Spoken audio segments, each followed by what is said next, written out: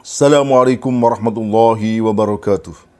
Alhamdulillahi rabbil alamin. Wassalatu wassalamu ala sayyidina Muhammadin sayyidil anbiya'i wal mursalin wa ala alihi wa sahbihi wa sallim ajma'in, amma ba'd.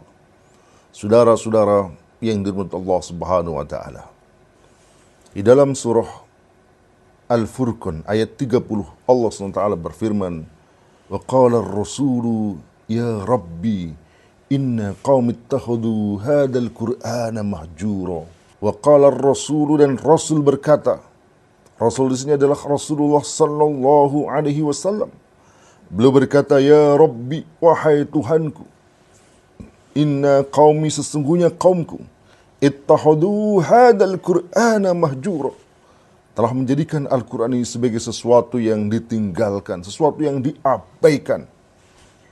Saudara-saudara yang dimuliakan Allah SWT.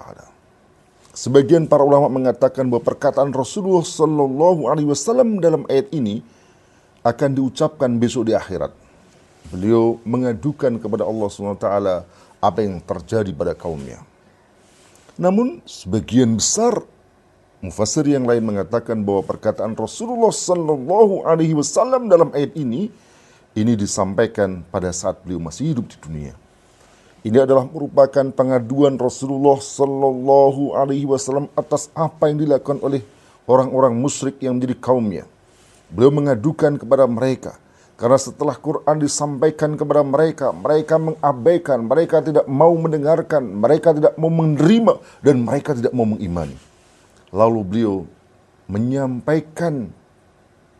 mengadukan hal itu kepada Allah Subhanahu wa taala. Apa buktinya bahwa itu disampaikan di dunia? Ini diperkuat dalam ayat berikutnya. Di dalam ayat berikutnya Allah SWT berfirman, "Wa kadzalika ja'alna likulli nabiyyin." Telah kami jadikan masing-masing nabi, tiap-tiap nabi, aduwam minal mujrimin, musuh dari orang-orang mujrim, dari orang-orang yang berdosa. Ayat ini, sebagaimana dijelaskan oleh para ulama, adalah memberikan tasliyah, memberikan hiburan terhadap apa yang dialami Rasulullah Sallallahu Alaihi Wasallam.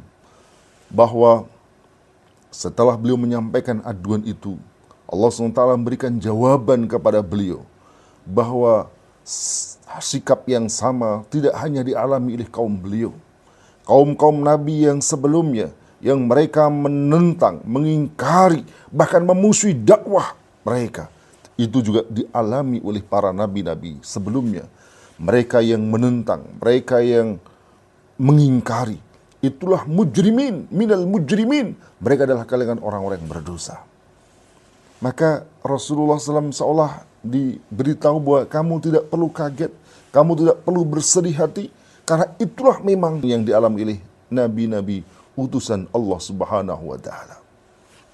Bahkan beliau kemudian memberikan janji kepada beliau, "Wa kafa bi rabbika hadiyan wa nasiran." Dan cukuplah Tuhanmu menjadi pemberi petunjuk dan menjadi penolong. Saudara-saudara yang dimuliakan Allah Subhanahu wa taala. Yang menarik dalam ayat ini adalah bahwa yang diadukan Rasulullah Sallallahu Alaihi Wasallam adalah tindakan orang-orang kafir yang mereka menjadikan Al-Quran sebagai mahjurun, sebagai sesuatu yang ditinggalkan. Apa itu mahjurun? Mahjurun adalah isim maf'ul dari kata hajar, meninggalkan, mengabaikan. Menjadikan Al-Quran sebagai mahjuran artinya menjadikan Al-Quran sebagai sesuatu yang ditinggalkan, sesuatu yang diabaikan. Apa maknanya? Al-Imam Fakhruddin Ar-Razi dalam tafsirnya Mafatihul Ghaib mengatakan bahwa di antara makna al-mahjur dalam ayat ini adalah tarakul imana bihi walam yakbaluhu wa'aradu anistima'ihi. Jadi mereka tidak mau beriman dan mereka tidak mau menerimanya, dan wa'aradu anistima'ihi, bahkan mereka berpaling dari mendengarkannya. Jangankan mereka beriman, jangankan mereka menerima, bahkan mendengar pun mereka tidak mau. ilah yang dilakukan oleh orang-orang musyrik, orang-orang kafir, yakni menjadikan Al-Quran sebagai sesuatu yang ditinggalkan, sesuatu yang diabaikan. Saudara-saudara yang dirahmati Allah SWT, ketika orang sudah menolak untuk beriman kepada Al-Quran, menolak untuk mendengarkannya, bahkan berpaling kepada yang lainnya, maka sudah tentu dia tidak mungkin akan mengamalkan isinya. Mereka tidak mungkin akan mendakwahkan isinya, memperjuangkan apa yang di dalamnya. Tidak akan mungkin dia akan bertakim kepadanya. Maka jelas sikap yang seperti ini adalah sikap yang termasuk dalam kategori menjadikan Al-Quran sebagai mahjurun, sebagai Al-Quran sebagai sesuatu yang ditinggalkan. Selain itu, ada juga yang dikemukakan oleh para ulama tentang beberapa tindakan dan perbuatan yang termasuk dalam kategori meninggalkan dan mengabaikan Al-Quran. Imam Ibn Taimiyah rahimahullah, sebagaimana dikutip oleh Dr. Muhammad Ali As-Sabuni dalam kitabnya At-Tibyan fi Ulumil Quran, beliau mengatakan, man lam yaqra'il Qur'ana faqad hajarah. Barang siapa yang tidak membaca Al-Quran, maka sungguh dia telah meninggalkan Al-Quran. Saudara-saudara yang dirahmati Allah Subhanahu wa taala, Al-Quran adalah petunjuk dari Allah. Dari Al-Quran lah kita tahu tentang Allah, tentang akidah, tentang hukum, tentang halal dan haram, tentang perbuatan yang diridhai Allah dan dimurkainya, tentang perbuatan yang bisa mengantarkan kepada surga dan neraka. Bagaimana mungkin orang akan bisa menjadikan Al-Quran sebagai petunjuk hidupnya kalau tidak membaca? Maka membaca ini menjadi kunci. Maka benar apa yang dikatakan oleh Imam Taimiyah ini, "Man lam yaqra'il Qur'ana faqad hajarah."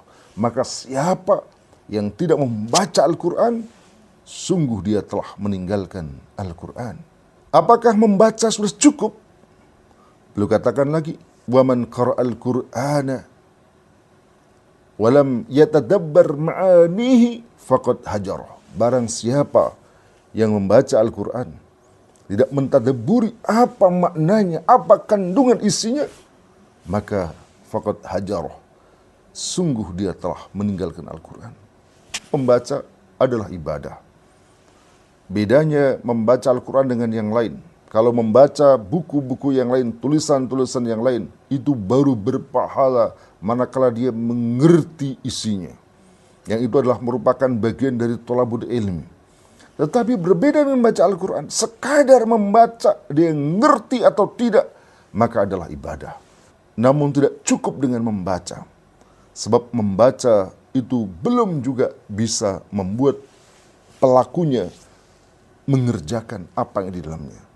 Maka seperti yang dikatakan Ibnu Taimiyah ini, bahwa man qara'al Qur'ana wa lam yatadabbar ma'anihi, barang siapa yang baca Al-Quran dan tidak mentadaburi isinya, maknanya, kandungan isinya, faqad hajarah, maka sungguh dia telah meninggalkan Al-Quran.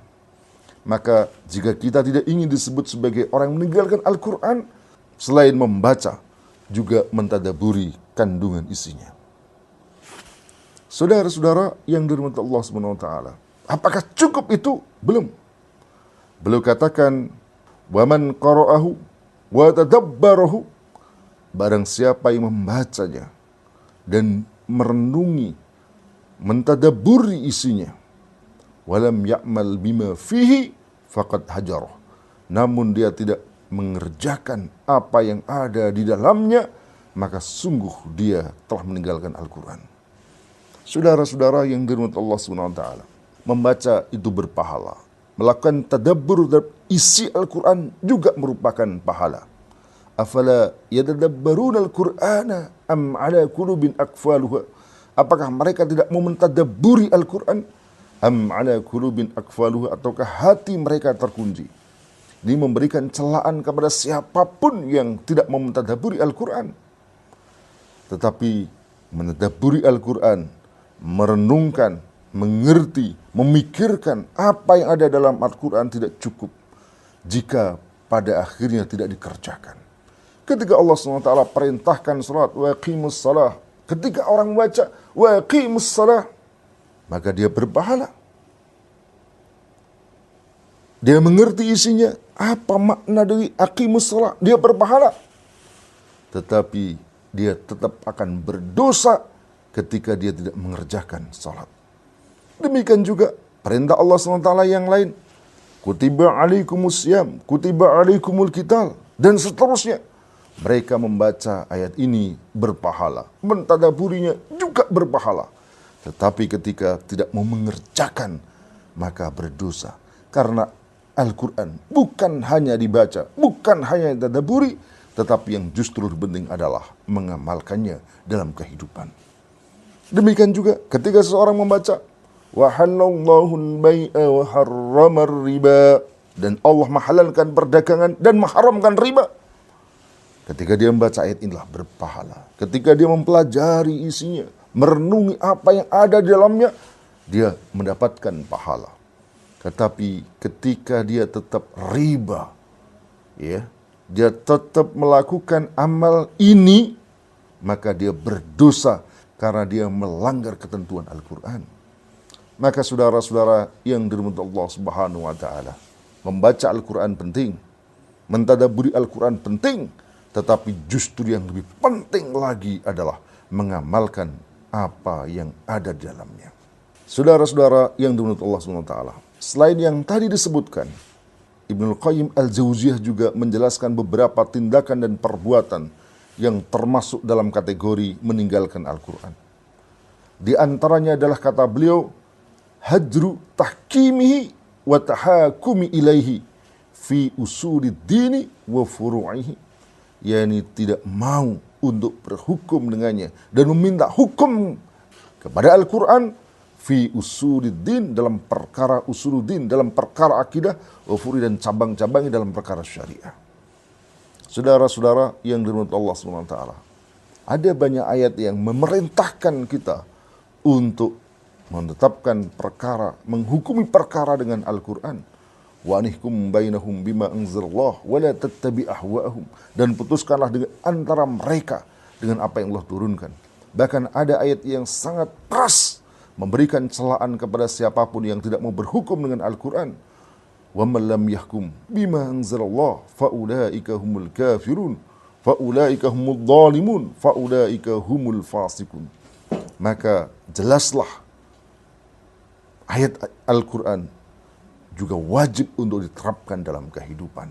Ayat tentang hudud, tentang jinayat, tentang jihad, tentang perang, tentang harta rampasan perang, pengaturan ekonomi, tentang pemerintahan, tentang pendidikan, dan seterusnya. Ini bukan hanya untuk dibaca berulang-ulang, tetapi untuk diterapkan dalam kehidupan. Dan ketika ada persoalan antar sesama manusia, antar rakyat dengan rakyat, bahkan rakyat dengan penguasa, maka wajib tahkim kepada Al-Quran. Ketika itu tidak dilakukan, maka itu termasuk dalam kategori mahjuro, menjadikan Al-Quran sebagai sesuatu yang ditinggalkan. Semoga kita tidak termasuk orang-orang yang meninggalkan Al-Quran. Sebaliknya, kita adalah orang-orang yang memperhatikan Al-Quran, mengimaninya, membacanya, mentadabburinya, mengamalkannya, menerapkannya, mendakwahkannya, bahkan memperjuangkannya agar tegak di muka bumi. Semoga bermanfaat. Assalamualaikum warahmatullahi wabarakatuh.